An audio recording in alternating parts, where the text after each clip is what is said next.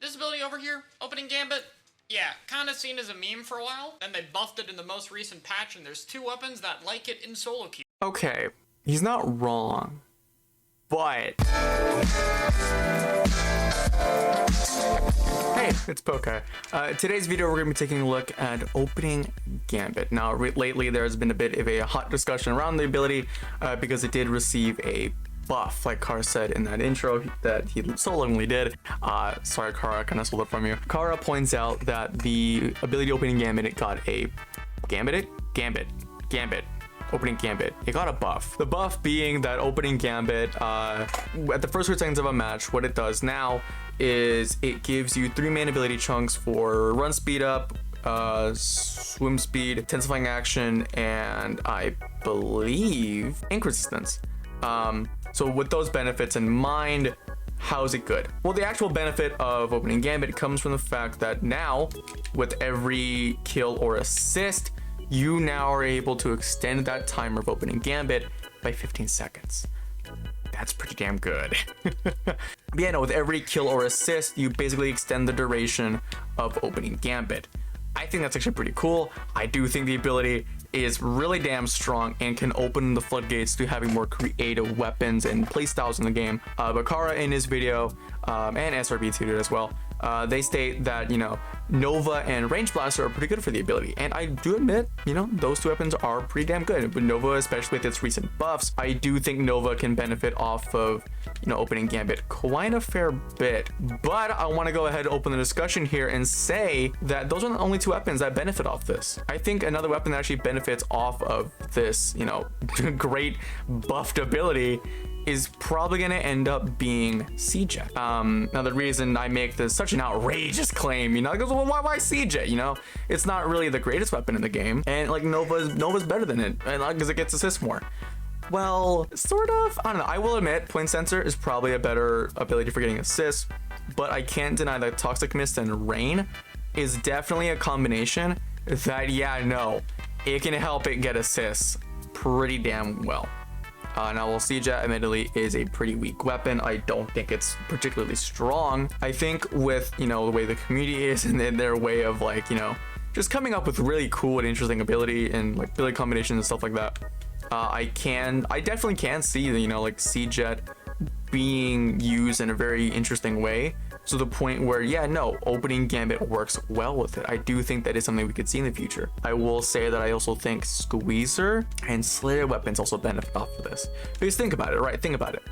The biggest detriment to Opening Gambit is the fact that you die. You know, that's the issue. You end up dying and you lose your effects of Opening Gambit, especially if someone has Respawn Punisher, right? That's the downside. But think of it like this. If you're playing a Slayer weapon like Wiper, Stamper, Tetris, if you end up getting 1 to 2 kills within the first 30 seconds and then end up dying, well, guess what? You're likely still gonna end up getting quick respawn or some form of, you know, quick res. So either way, you can come back over and over again, get a kill and trade, and it only extends your Opening Gambit timer. So like, I feel like the builds we can end up creating in the future, and we could potentially end up seeing, is a potential Stamper build where it's Opening Gambit with a crap ton of quick super jump, and then like maybe 2 mains of quick respawn with more quick super jump, because admittedly you're going to want to get back in there over and over again. The same thing goes for Dapples as well. Dapples probably gets a buff out of this ability because it has beacons. So like, I feel like, you know, this ability, I know with like this, what I'm saying right now is probably outlandish, is probably very out there for a lot of people. But just think about it. What are the different combinations we can have in this game that utilize Opening Gambit well? Slayers can benefit off of it. Weapons that can get assists pretty easily benefit off of it. There's so much potential for this ability, and I feel like, you know, since this discussion is very fresh and new, you know, like people only talking about it now because 3.1 released like what, a month ago at this point, at the point of me releasing this video, and they're only talking about it now. So I just feel like, you know, with Opening Gambit being such a new thing, you know, like the floodgates are definitely open for, hey, yeah, you know, this ability works well with this weapon or whatever, you know, like it just, so many different combinations. And I'm just really excited to see, I'm really excited to see, you know, what could become of Splatoon, you know, with the potential stuff that can end up, you know, being a thing in this game, you know, with the future of Opening Gambit. You know, I'm very excited to see what we could have. But for those that are skeptical of like, oh, Kai, you're an idiot. The opening gambit doesn't work well with slayers at all. Or weapons that are like hyper aggressive or whatever, because they end up dying a lot. I'm gonna go ahead and show you this replay. This replay is a game that I had a few days ago where I used Splash with Opening Gambit. Now, I'm not 100% sure if Opening Gambit lasted the entire time I was playing, but it certainly did help me with that game. So I'm gonna go ahead and let that play out, or I'll see you guys when the replay ends.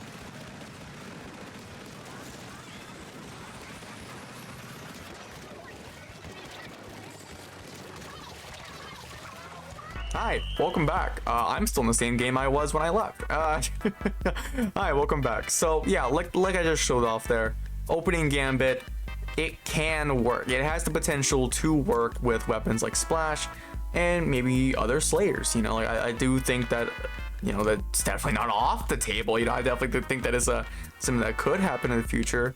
But you know what? Let me know what you guys think in the comments below. You know, am I just, are these the ramblings of a madman who's absolutely lost it? Or am I actually onto something that could potentially impact the way we play Splatoon? Who knows? Who knows? Only time will tell. For now though, hope you guys enjoyed the video, and I'll see you guys in the next one, where hopefully I'm not rambling for like 10 minutes about one thing. Let me know in the comments below what you guys think, and yeah, no, bye. Have a good day. Bye.